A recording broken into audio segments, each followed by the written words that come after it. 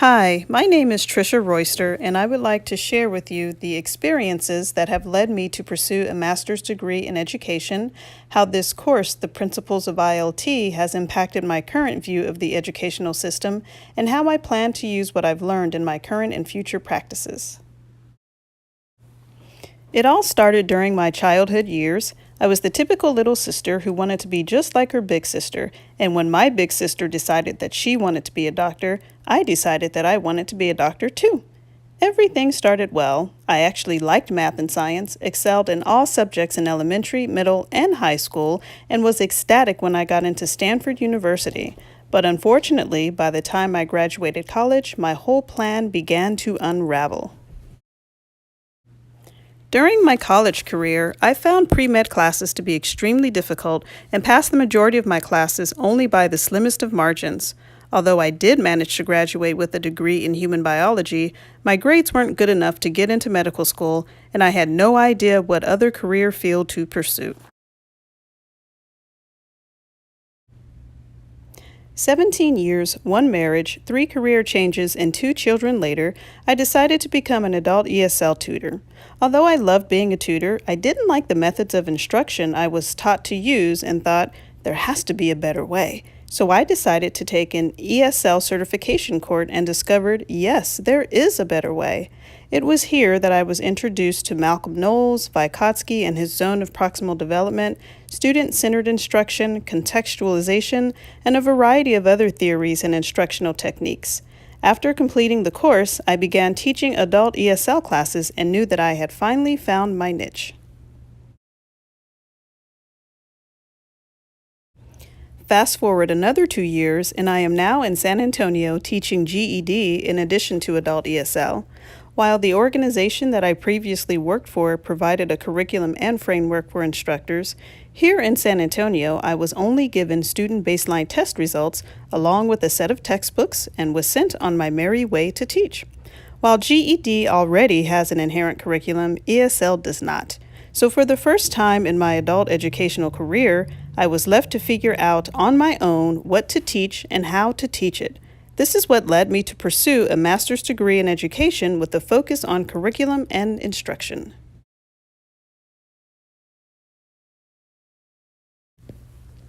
The Principles of ILT 5003 has provided numerous theories, philosophies, and socio-political topics to guide me in creating a curriculum, building upon my current teaching practices, and addressing the needs of a diverse student-learner population. Included in these theories, philosophies, and socio-political topics are interdisciplinarity, which is the central theme of the course, behaviorism, social constructivism, cognitivism, situated learning, constructionism, andragogy, and the social justice in education. In the remainder of this presentation, I will briefly discuss each topic, as well as their roles in addressing the needs of diverse learners. I will also discuss a plan of action that I will use to integrate these topics into my current and future curriculum and instructional practices.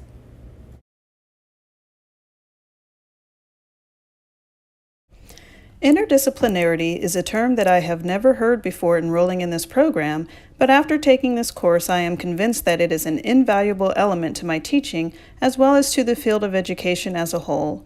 According to Moran and Nisani, interdisciplinarity involves integrating concepts from 2 or more disciplines as opposed to focusing on a single discipline. For example, teaching the concept of main idea can be accomplished through analysis of a historical document, thereby combining English and history, and ratios and proportions, a math concept, can be taught using cooking recipes. So this begs the question, why is interdisciplinarity important? Well, our classrooms continue to be filled with students from diverse backgrounds, experiences, and interests that it is nearly impossible to address their needs with a one-size-fits-all model of teaching.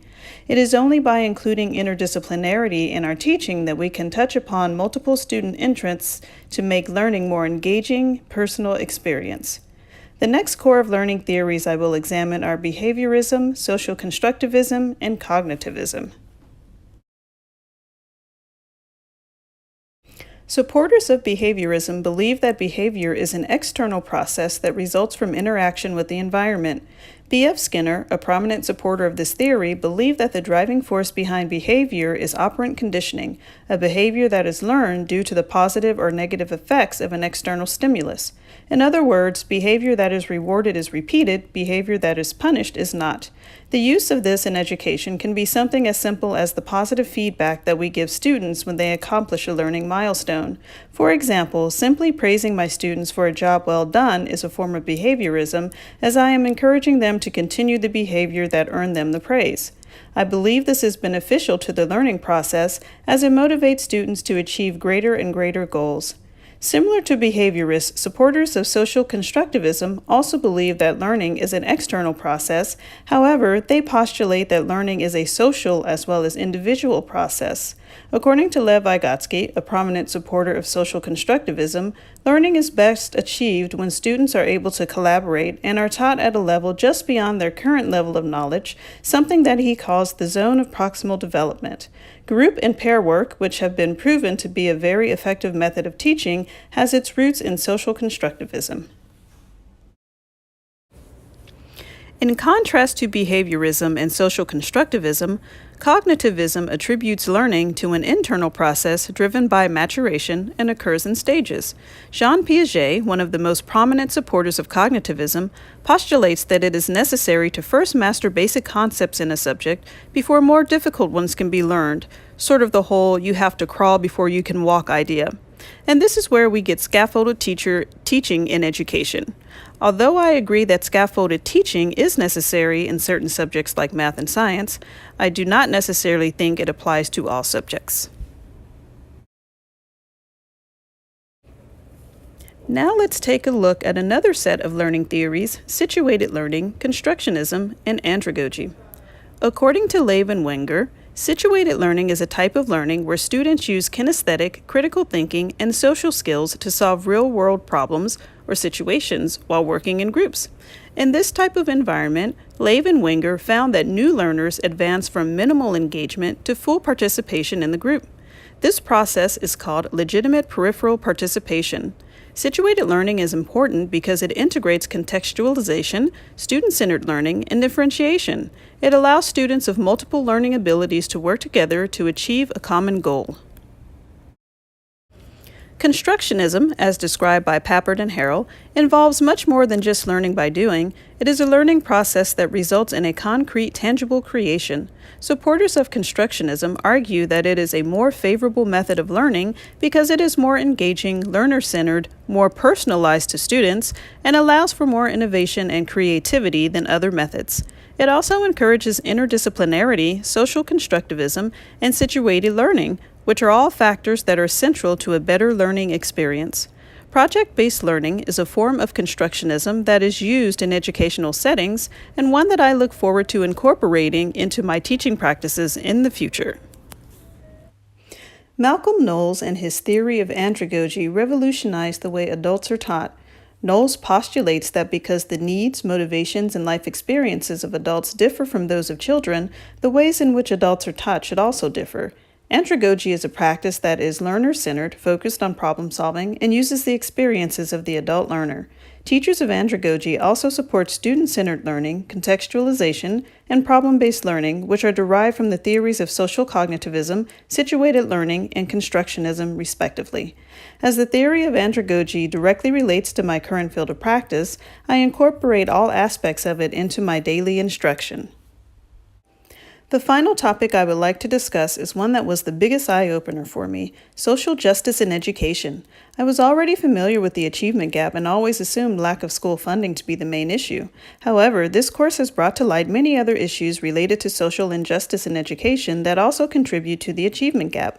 For example, the education debt of underrepresented minorities, as termed by Dr. Gloria Ladson-Billings, takes into consideration the historic, economic, and socio-political disparities between minorities and whites that have accumulated over hundreds of years as the main contributing factors to the differences in educational achievement. In her study of fifth-grade classrooms, Jean Anion found that the pedagogy used in schools in the lowest social class was significantly inferior to that in the highest social class. In his book, The Pedagogy of the Oppressed, Paulo Freire, an outspoken advocate for social justice in education, discusses ways in which current pedagogy methods fail to empower students, especially those from underserved communities. These scholars help me view the educational system with a much more critical eye. Before I began my teaching career, I thought the job of a teacher was to provide students with textbooks full of information, and the goal of the student was to memorize and regurgitate it. After all, that is what my secondary education entailed. However, this class has shown me that it is the job of the teacher to facilitate student learning, to empower our students to self-advocate, and to advocate for them when necessary. These goals can be achieved by using the teaching methods presented in this video, as well as integrating responsive teaching, which is teaching that addresses the needs of racial, cultural, and linguistic minorities, the LGBTQ community, and special needs learners. The use of technology in the classroom is also a must.